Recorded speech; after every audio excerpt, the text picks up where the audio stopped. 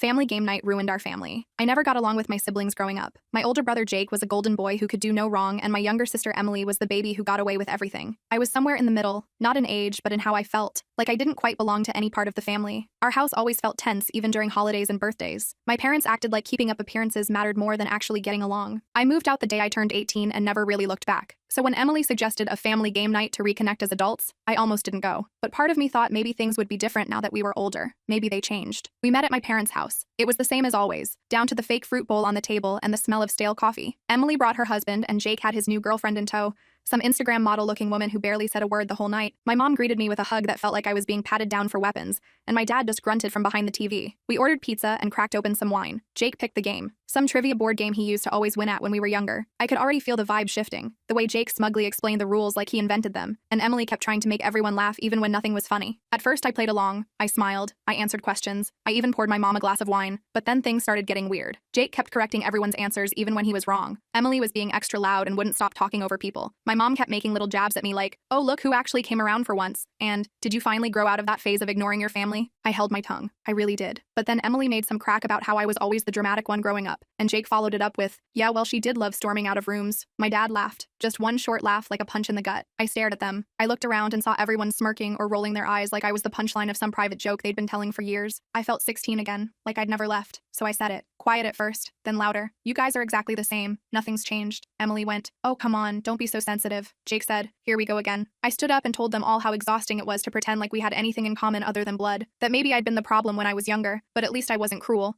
At least I didn't act like putting someone down was a personality trait. My mom said I was being dramatic again, and my dad told me to sit down and stop ruining the night. I didn't. I grabbed my coat and walked out. I left before the pizza even got cold. That was 6 months ago. I haven't spoken to any of them since. Not a single text. Not even on my birthday.